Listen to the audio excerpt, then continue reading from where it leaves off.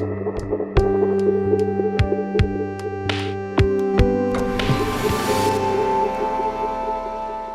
am Zoé Protat, Director of Programming of the festival, and I am here connected with Madeleine Sims-Fewer and Dusty Mancinelli, co-directors of Violation, which is part of our 2020 national competition. So welcome in our Zoom salon. How are you? Good, thanks so much for having us. Yeah, thank you. It's wonderful to be back at Festival de Nouveau Cinema. Yeah, we had our short here, I think it was last year, Chubby. Yeah, it was last year, actually, sure. And you know what's funny about that is we actually just wrapped production on Violation, and we drove last day, and we drove into the day before FNC, we were still on set. Yes. Intense experience. So I'm very happy to have you today to discuss Violation, which is a very complex, subtle, and striking film. It's a first feature for both of you. I don't want to spoil anything about the film because it's very full of surprises, to say the least. But let's say it involves two sisters, their husbands, a house by the lake, something terrible, and a revenge. So you co-directed several shorts before this first feature. The first one was Slap Happy with you, Madeleine, and Jessie Lavercombe, who is also a lead in Violation. Then you had Woman in Stall, who literally toured the world. It was very well received and very wonderful film. And Chubby, who was last year at FNC. So it's quite an impressive path to Violation, and Violation will surely be a sensation on the Canadian festival circuits this fall. So how did you elaborate this first feature together? Yeah, so we met at the TIFF Talent Lab in 2015, and we were both making our own short films at the time, but we really clicked and realized we had similar creative sensibilities. And so we decided to do our MFA at York, and it was there where we started making shorts together, and we quickly realized how much we really enjoyed collaborating. And so we kind of moved forward together as a team. I think we started writing Violation right after we made Woman in Stall. So it was after our second short, we started working on a feature, and we were still planning to make Chubby, but we were already feeling like we were going to just keep working together. Yeah, and I think all of our shorts deal with very similar themes. Abuse of power. We'll talk about that more, sure. and gender politics and trauma. And I think for us, the feature was kind of born out of all of those ideas kind of coming together. Yeah, it was like, let's take everything that we want to say about this and just throw it all into Violation, like just exhaust that topic and everything that we were really, was kind of like burning for us to say at the time. Yeah, so Violation is a very personal film for the both of us. We've both have experienced similar traumas in our past, and that's sort of like how we built our friendship around that kind of shared history. And for us, this is an opportunity to try to explore something that's really difficult. It's a difficult topic that I think is challenging for people to talk about, but hopefully do it in an authentic way that creates a really unique, visceral experience for the audience. And how do you work together between directing, writing? What is your pacing and method? We're quite slow writers. It's a very painstaking process. We write everything together, so we'll outline together, and then when we wrote our shorts, we actually wrote every single word together. But with the feature, we realized we couldn't write something that was like 100 pages, doing every word together. So we sort of broke it up into what scenes we were most excited to write, and then we still wrote them together. We went away to a cottage in Val-de-Marne in Quebec to inspire us, because we knew we wanted to shoot in a similar area, and we wrote in the same room, and then we would just it's a very kind of organic process, the writing for us. So we'll do a lot of improv and playing different characters, and then recording and transcribing ourselves to find the most naturalistic ways of saying things. And we like to direct with a hive mind. So instead of delineating certain responsibilities, we like to try to share everything together. And I think a big part of that is spending a lot of time in prep, pre-visualizing and making sure that there's a lot of synergy and shared vision about what we're trying to accomplish. And then on set, we can divide and conquer. And if a crew member asks Madeleine a question, hopefully they get the exact same answer if they were to ask me. And it just allows us to really be twice as effective when we're on set. Violation had its international premiere at TIFF in the Midnight Madness section. We know usually a selection in Midnight Madness implies a certain type of film, a certain mood. It's not just horror movies, but something intense, striking, shocking, provoking, and no spoilers here again. We know very well why Violation was in Midnight Madness, but there's a lot more to say about the film than its violence and shocking scenes.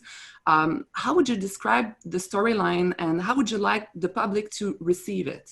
Yeah, that's a great question. It's an interesting film because it straddles multiple genres. Mm-hmm. On one hand, there is horrific elements that allow it to kind of live in that horror genre, but it really at its heart, it's a relationship drama about two sisters, and it's about them trying to work through some emotional baggage that they have in their past and how that kind of interferes with things that are happening in their present. Yeah, and I think that, we're exploring the idea of trauma and how trauma sticks with you, and small triggers can bring you right back to that place. And we used a nonlinear structure in the edit. And we actually wrote that way because it was important to us to show how these family close relationships, little moments, little things that are said can trigger you and bring you back into this place again and again and again. And you're never free in a way. Yeah, and I think really what we're hoping to accomplish in every film we make is to try to create empathy with the audience, trying to get the audience to empathize with a character that they wouldn't otherwise understand or might judge too quickly. And so the structure and the design of the film is hopefully meant to try to simulate an experience for the audience that is traumatic, that is disorienting, that is Miriam's internal turmoil, so that they can understand her emotional, psychological unraveling. And it has a physical effect on the audience too. Yes. Absolutely. Yeah, we hope so. That's what we really was important to us to achieve is, even if you haven't experienced what Miriam's character experiences, hopefully your takeaway is you understand a little bit of the anxiety and that kind of spiraling. Yeah, and the physiological response that your body has to trauma was really important to us to try to capture that feeling and that tone throughout the film. It is a very intimate story, very much based on dialogue, I think, about very complex feelings. So envy, betrayal, loss of love, trust. And the brutal scene is, in fact, the continuation of another one who is much more shocking, I think. Yeah, no, it's great that you picked up on all that. I think that goes back to kind of, at its heart, it's really about these intimate relationships, sisters, and what happens when the person you love so much betrays you. And when you've been betrayed and you're looking for emotional support from your family and they don't give it to you, what then? And those are really important questions for us that we were really interested in exploring. Let's go back to a woman in stall who was about ordinary harassment, if we can say. Chubby dealt with sexual abuse and trauma, and so does Violation. You are surely not shy about difficult subjects. So what topic or issues do you want to address in your work, and why it is so important to you? Yeah, I think in our shorts and in Violation, we've been really interested in gender dynamics, and not just women's points of view, but also the things that lead men to do the things that make women uncomfortable. So looking at both sides and the complexities of both sides, getting into the mindset of the men and the women in the situations, I think is something that's very interesting to us. It's very tempting to tell one side of a story because you get the audience immediately with you. But to tell two sides of the story, I think has the potential to make people think a little bit deeper. Yeah, and I think we live in a society right now that's incredibly binary. It's becoming more divisive, and it's very hard to just have conversations where you might disagree. And a lot of great discoveries are born out of disagreements. And so for us, tackling these difficult subject matters, our goal is to really provoke conversation. And to challenge audiences' own ideas about these topics, have them think maybe a little bit more deeply about both sides, and hopefully that leads to a more nuanced idea. I think something as well that's difficult in real life and with situations like abuse within families is that the person who is the perpetrator of the abuse is somebody that you care about, and someone that you love, and someone who's done probably many good things, as well as the horrendous thing that they do. And it's so important to talk about people as whole people and their entire experience. And that's not to absolve anyone of the crime that they commit or the atrocity that they are capable of. But I think you need to look at the whole picture in order to be able to clearly talk about it and to unearth these things. Rather than simply villainizing, which can make people shut down. You mentioned you wrote the script in Quebec, and you shot the film in the Laurentians as well. For a film like this, it must have been a small crew. Like it seems like a group of friends. Yeah, it absolutely was. It was a small little family. I mean, we're indebted to Telefilm Canada. We made this through the Talent to Watch program, and as well as Canada Council for the Arts and the Ontario Arts Council. So it was a tiny little micro budget, but we had spent 10 years making shorts, and we developed a really close relationship with our key creatives. And that allowed us to build a shorthand and create a foundation of trust so that they really understood what we were trying to accomplish. It was incredibly ambitious. The whole film is shot with all natural light, and there are these big set pieces that we're trying to accomplish with no money. And it was really about finding the right people who we would really enjoy the experience of making this film. The film is very heavy as well, and deals with really shocking elements, but it's very emotionally dense. And I think having the people that we had around us was so vital, because everyone was just so supportive. And we were there all on the same page. Yeah, we were there for 3 months. So when you're living in the mountains for 3 months, you can go a little stir crazy, and you're with. It was tiny. I think our crew was maybe 11, 12 people, and then there were, for the more complex sequences, we would bring in more people. Our set would balloon to 20, 25 people for a day or two. But otherwise, we were really nimble. Mm-hmm. That allowed us to be incredibly versatile. And though we had a script and storyboards and this pre-visualized plan, we were able to be or be open to spontaneity. So we could pivot really quickly just because we were just a few people. And that allowed us to discover new things in the material. The two delicate nature scenes are very different in the film. I was most impressed with both. One is very graphic, and the other one is blurry, unreal, quite dreamy, and that struck me a lot. So how did you approach the shooting of both these scenes? Did you use specific guidelines or something with the actors? Yeah, that's a great question. Yeah. Best to answer. I think whenever we approach the visual aesthetic of a scene, it always comes first from emotion. We think to ourselves, what is the emotional response we're trying to elicit from the audience? And in the scene by the fire during dawn, it was delicate, and we knew that we wanted to have this level of intimacy that was really uncomfortable, and that felt disorienting. And trying to capture that feeling of being in shock or being frozen like a rabbit in the headlights. Yeah, not being able to escape. Yeah. Like you're really stuck in this pattern. And really it was working closely with Adam Crosby, our cinematographer, and figuring out that using these macro lens to get really, really close to see the texture of the skin and the eyes and the hair, it's more horrific what you're not seeing.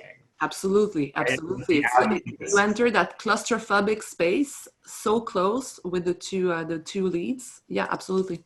Yeah, and then for the other scene, it was kind of the opposite. It was when it came to this act of violence. In horror films, we're so used to seeing kind of violence being glorified or celebrated, and the shock value of blood and gore and all these close-ups. And what we wanted to try to achieve is more of an observational feeling of what is it really like to do a horrific, violent act, and as an audience, what's it like to watch it from afar. And there's something actually more graphic about it, more violent, more scary, or horrific, even though you're actually seeing less than you would normally see in a traditional horror film, but hopefully gets you inside of Miriam's headspace. It was also important for us to the male nudity in the film, and that's totally fine to say that there's male nudity in it. Spoil. That was really important to us because it's so rare that you see this. And we're so not used to it. We're really always a shock. It's crazy, but it's always a shock. Yeah, especially within this genre, you used to seeing women being sexualized and exploited sexually in many ways. And it makes you feel a certain way. Like it's a really kind of sick, uncomfortable feeling in the pit of your stomach. And you get the same feeling with the sexualized male nudity, but we're just so not used to seeing it that it's almost even more of a shock. I remember seeing Fat Girl, Catherine Breillat's Fat Girl, and that scene with the naked man was so shocking and effective to me when I first saw it, and just absolutely stuck with me. And it's true, we never, in scenes where men are aroused and turned on, we very rarely see like what their body actually looks like. Yeah, and it was important to us in that scene to try to empower Miriam, in a moment where she's been betrayed and she feels like she's been taken advantage of, for her to somehow reclaim that power in a way that we're not used to seeing, where she's fully clothed and she's stripped this man of his clothes, and literally we see him in a very vulnerable position. I wanted to hear you also about the sister relationship, which is very important in the film. So what did you want to explore in like the dynamics between the two sisters? Yeah,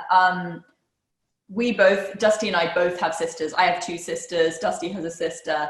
And there's so much, a sister relationship is so wonderful and you know so much about each other. But there's also, in any sibling relationship, so much baggage that comes with it. And you see, when you grow up with someone, you really get locked into seeing them a certain way and believing that they are that way, and that whatever they do, they're going to live up to those expectations you've had from childhood.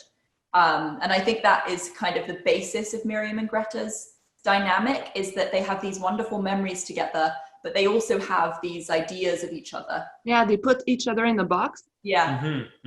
And it prevents them from being able to see past each other's pain. And it prevents them from being able to just, extend that olive branch of compassion to allow them to get on the same page. And that's sort of the tragedy of the movie, and the whole film is in itself a tragedy. It's like, there's like moments where it could have gone completely differently in their relationship and in the narrative of what happens to Miriam, but they just are not able to see past each other's pain. Yeah. And just a quick last question about nature in the film. It starts with nature, it ends with nature, and the environment is very important. So what did you want to do with the environment? Yeah, there's, I think, something really beautiful and ruthless about nature. And amoral. Yeah, we don't judge, you know, a wolf that eats a rabbit for food, but we've imposed a sense of morality in our society. And the film is challenging our own sense of morality in a way. And so there was a really nice contrast between this kind of natural world that exists around these characters, and then, you know, what they're putting themselves through and what they're trying to overcome. That contrast in dualism, I think, was really interesting to us. Yeah, we also wanted the tone of the film to feel almost like a dark fairy tale. Absolutely, absolutely. Yeah, like to feel as if it could have happened 20 years ago or now or 30 years in the future. It's just these things are happening again and again in different ways. And I think the environment and the nature, that was all thought about to construct this feeling of this fairy tale quality.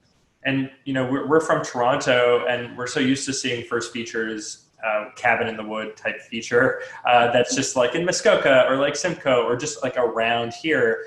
And so we were really just excited to showcase a different part of Canada that we're not used to seeing. And when we were in the Laurentians, it was just, we fell in love with, it's so beautiful and yet haunting, like the pine trees. It's very magical. Very magical, yeah. And it's like just trying to shoot, most of the film is shot at dawn and dusk, and finding that like beautiful light that comes through the trees and the fog that rolls over the lake. It is really quite enchanting, yeah. So thank you very much, Madeleine and Dusty, for being with us today. I'm sure we will invite you in the next few years at FNC again. I'm sure we'll see you around in Montreal soon. Thank you so much. Thank you so much. Hope you enjoy the film. Yeah, thank you.